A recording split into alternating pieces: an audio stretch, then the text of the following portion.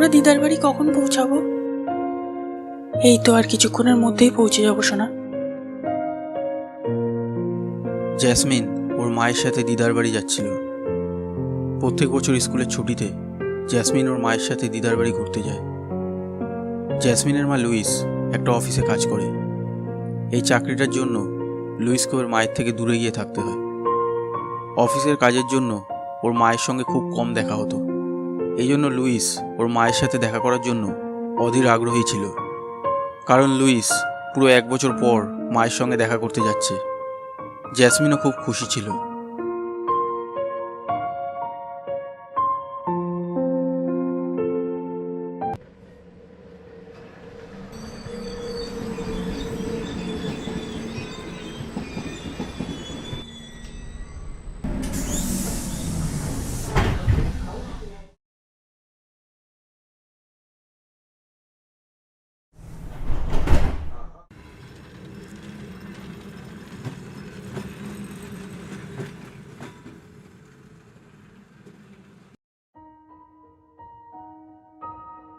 Taxi.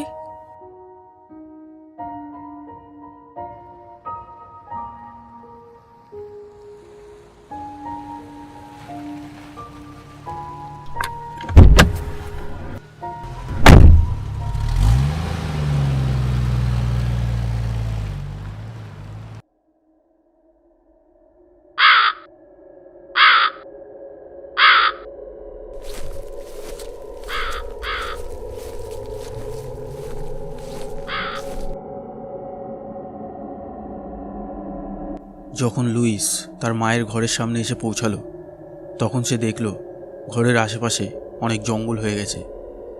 বড় বড় গাছপালা আর ঘাসে বাড়ির চারপাশটা পুরো ভরে গেছে। এমন মনে হচ্ছিল যেন অনেক দিন ধরে এখানে কেউ যাওয়া আসা করে না। এটা দেখে লুইস খুব অবাক হলো, কারণ যখন লুইস আগের বছর এখানে এসেছিল তখন এই জায়গার অবস্থা এমন ছিল না।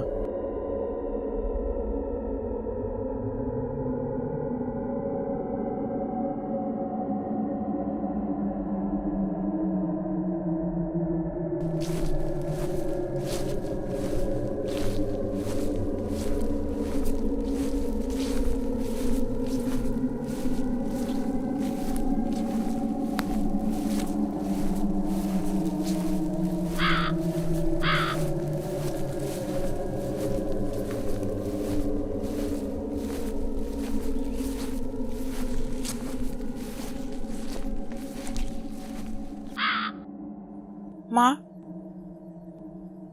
মা,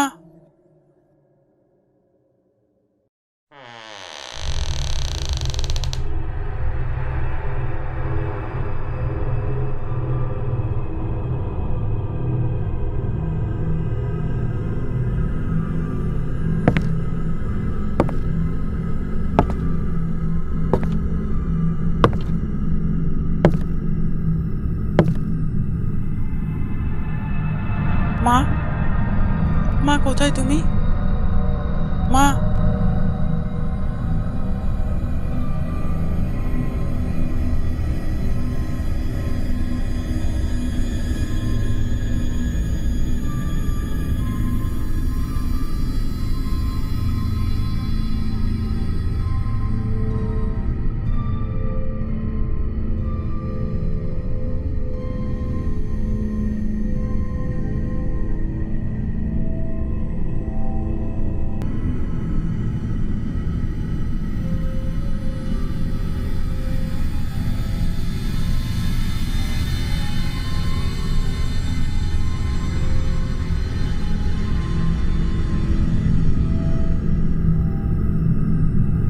আরে তুই এসে গেছিস?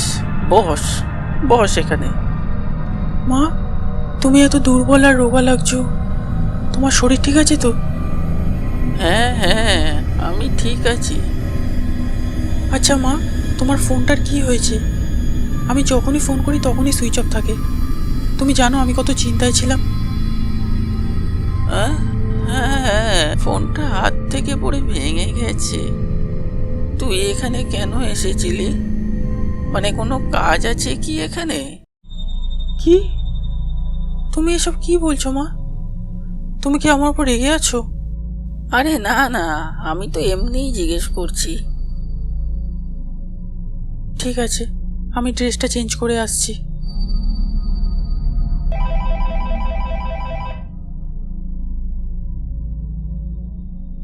অফিস থেকে ফোন? হ্যাঁ স্যার, বলুন।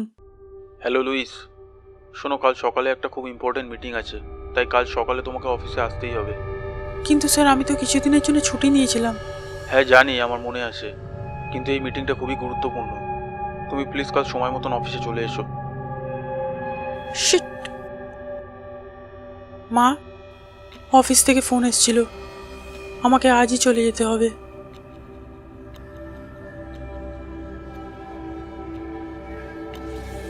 কিন্তু মা, তুমি তো বলেছিলে আমরা কিছুদিন দিদার বাড়িতেই থাকবো।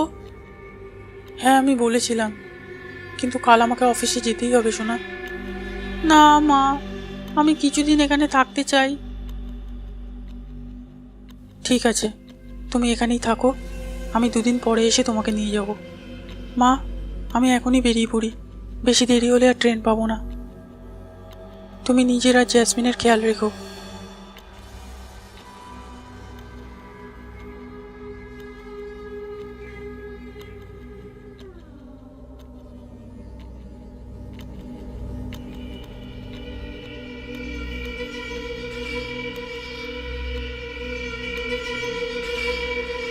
দিদা, আমার খিদে পেয়েছে।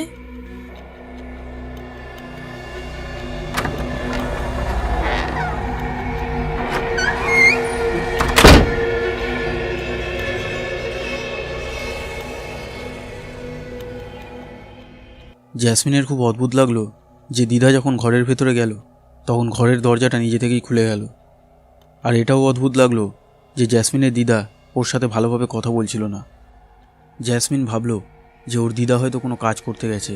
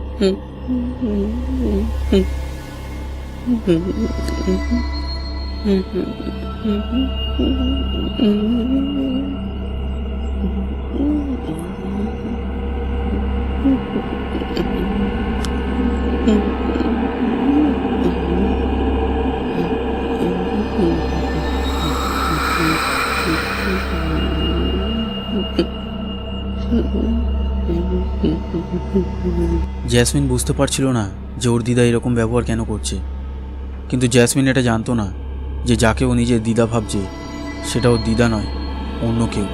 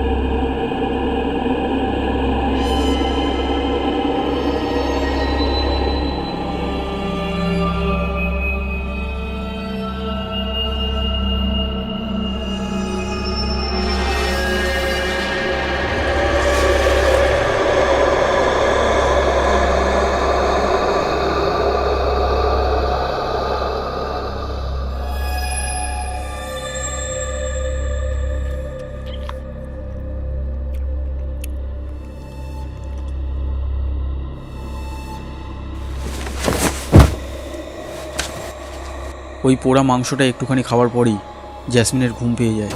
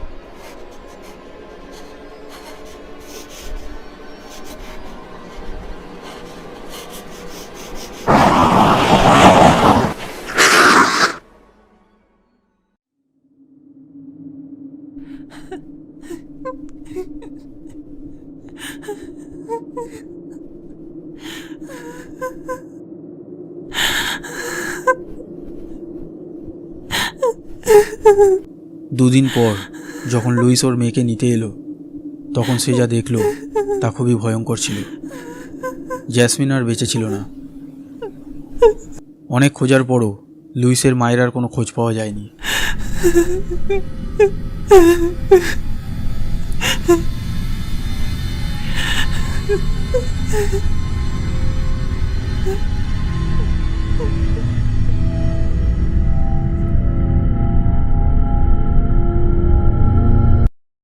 পাঁচ মাস পর